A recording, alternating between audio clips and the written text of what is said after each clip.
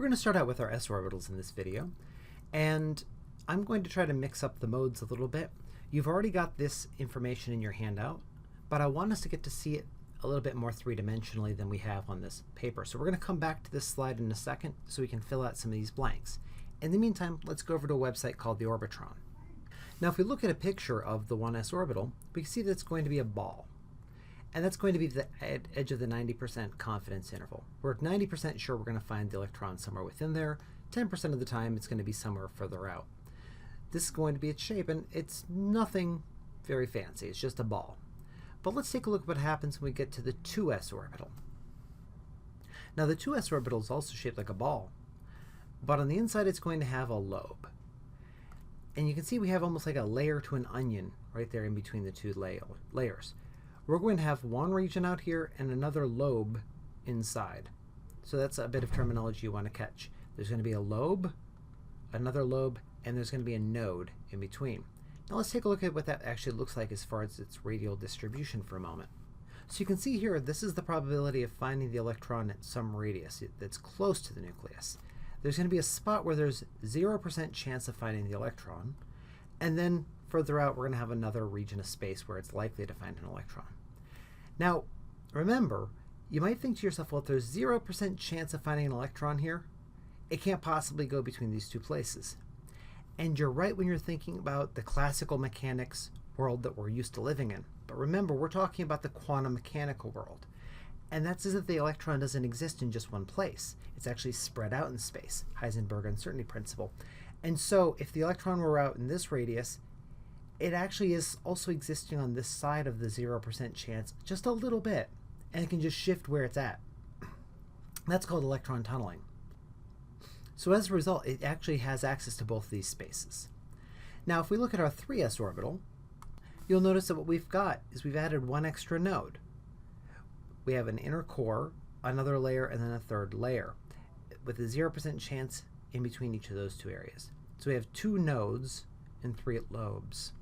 And if we look at the radial distribution for that, it looks a lot like the 2s orbital. It's just that now it has two nodes, and it's a little bit easier to see when we look at it like this.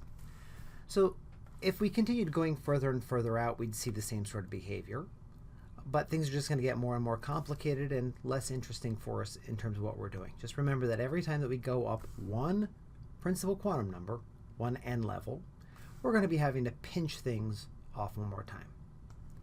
Now let's come back over to the handout in order to fill things out. Go ahead and take a moment and try to fill these out on your own, and then unpause the video to see if you have the same answers that I do.